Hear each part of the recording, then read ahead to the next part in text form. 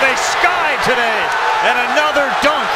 That was Anthony Edwards. For Colombian professional basketball executive, who is the president of basketball operations of the Minnesota Timberwolves, Gerson Rosas, it was a defining decision that they could look back on with pride or regret for the next 10 years.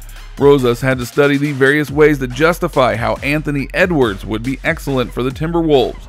And in this video, we will take a look at why Rosas' wise decision to select Edwards is positive for the foreseeable future of the Timberwolves franchise. Number 10. Recruiters that recruited hope to recruit Anthony Edwards. After decades of complaining about the streak of bad luck that berated the team, the Wolves finally feel those dark days are over as they bring Anthony Edwards to the Wolfpack. One NBA scouting director advised people trying to break into a front office to become high school recruiting experts. He explained that that's a constantly evolving and murky world, that older executives don't have zero to little experience. The people who know where the proverbial bags are dropped have a huge advantage, and now senior recruiters are also trying to recruit people with these skill sets.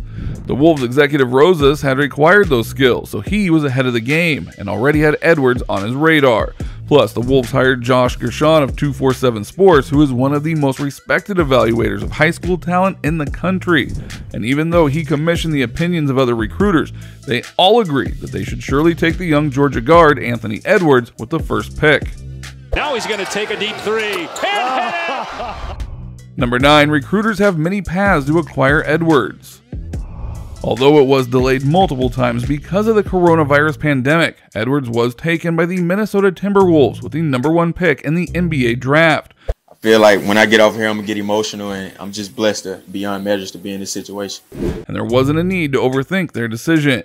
Even if they felt Edwards wasn't exactly what they expected, they could trade him for a plug-and-play wing that can shoot the three and improve the Wolves' defense.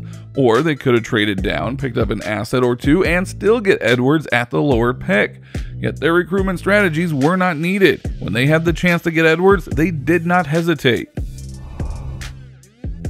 Number 8. Edwards' potential will complement the entire team.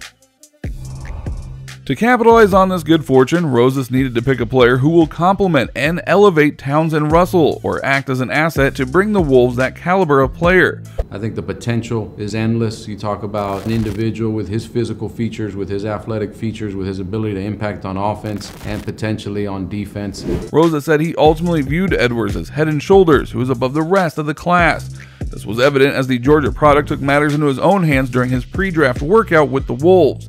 According to Rosas, the trainer walked Edwards through the shooting portion of his routine in the middle of the workout, which included multiple long two-pointers and mid-range jumpers.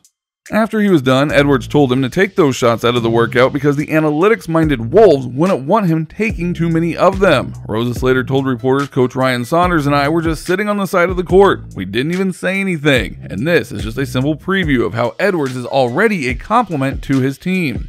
Now, Edwards is already having dinner with the Wolves' Brain Trust, where they have long conversations about their offensive philosophy and the role they envisioned for Edwards or their projections for him to complement the strengths and weaknesses of their current players. Number 7. Edwards is better than the competition. Anthony Edwards surely was the better choice with the #1 overall pick than LaMelo Ball, who doesn't play defense. After the Minnesota Timberwolves got the pick in the draft lottery, it came down to a decision between Edwards or Ball for the top selection. Many people thought LaMelo Ball would be ideal. He's 6'7", can break down defenses, scores in the lane, and has impressive passes. People suspected that Ball would be an ideal complement to Russell because that could give the Wolves the ability to run and attack defenses in a variety of ways in their half-court offense. Blows past Tarangi, drives! And actually there were a number of wise draft evaluators who were promoting Ball as the best player, or at least the most desirable #1 pick in the draft class. Yet the Wolves executive understood two main factors. First of all, Ball isn't just a bad defender, but he's also an apathetic defender. He doesn't even try in the whole scheme of the game. While playing in a professional league and auditioning for the NBA draft, he spent his time on defense resting for his time on offense. Secondly, his shot mechanics are almost as bad as his defensive effort. Of course, it is possible that he could become a better shooter, but who wants to speculate on guessing if that could ever be realized? And since he doesn't seem to care about defense, one must question if he cares to better himself and his team. Number 6. Wolves need to build a roster for the future. Roses has currently said that when you have the #1 pick and are building a roster, you need to draft talent, not positional fit. But this year, the best fit was quite talented, and that surely made the decision even easier. According to the Wolves front office, Edwards has the proverbial NBA body. He can score, he can punish smaller defenders, and although he also needs to improve his three-point shooting, he is much less of a project than Ball. Edwards is willing and able to play defense, and his strength will be a major asset on defense for the team and the NBA in general.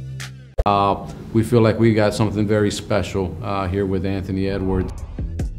Number 5, ideal offensive player. When it comes to offense, Edwards would be an ideal fit in the Wolves pack. Plus, Edwards' offense play is the same position as Malik Beasley, and unfortunately Beasley has been having some legal woes, making him a difficult player to rely on or even invest big money on. Although many people bring up James Wiseman because he could wind up being the best player in the draft, he doesn't want to play for the Wolves, and the Wolves don't want to play with two centers. So Edwards might be the best player in the draft for the Wolves, as he is the safest pick for them. Number 4, his youth.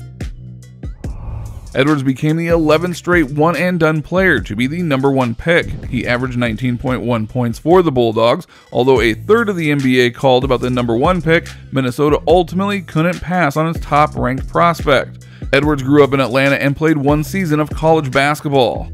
He's young even by the standard of one-and-done players, as he recently turned 19 in August, which makes him the 4th youngest player in this class. Edwards was able to skip his senior year of high school and entered college a year early, but while his youth made evaluating him even more difficult, it is also one of the reasons why the Wolves were quick to pick him. The teenager grew an inch during the pre-draft process and is now 6'6" and 230 pounds with a 6'10" wingspan. He's projected to be one of the strongest and most powerful shooting guards in the NBA. According to Rosas, his physical and athletic tools for that position and that profile in the NBA are just freakish. He stood head and shoulders above any player in this draft, and we were excited to be at #1 to be able to select him. Number 3, best among the consensus of the top 3 picks. The consensus of the top 3 picks came down to Edwards, LaMelo Ball, and James Wiseman, so few teams around the NBA envied the decision Minnesota president Gerson Rosas had to make.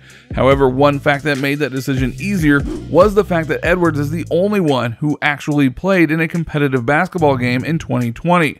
Ball played 12 games in Australia before injuring his foot last November, while Wiseman had only played 3 games for Memphis before NCAA eligibility issues ended his season. Plus, in a draft class filled with uncertainty and a questionable amount of star talent, Edwards was the one with the most aptitude to have long-term success. Wiseman and Ball showed promise, but much of their hype is how people project they will get better over time.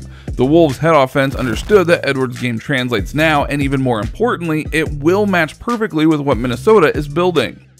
We looked at the other guys there, and they also could have fit with us. Fit helps in the long term, but in the short term, it's just about evaluating the best talent. Number 2, his inner strength. We're all familiar with Edwards' physical talents and capabilities. He was averaging 19.1 points, 5.2 rebounds, and 2.8 assists per game. And although the Bulldogs finished with a 16-16 record, which is a terrible mark for a college team with a future NBA lottery pick, the Wolves saw beyond those numbers and focused on the young man's overall devices and the whole scheme of their franchise. I love his edge, I love his toughness, his grit, Rosas told The Ringer after the draft. What he has overcome, his motivation to be successful in life. I love that he's a multi-sport natural athlete who is smart and bright and intelligent and at the same time, young, raw, and naive to life.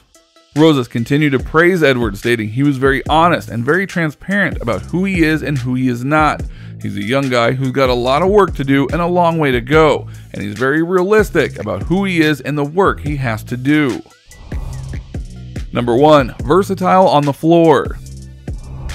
What makes Edwards the most exciting is that he has the skills to go with his physical gifts. He can create his own shot from any part of the floor and has demonstrated really effective playmaking abilities with the Bulldogs.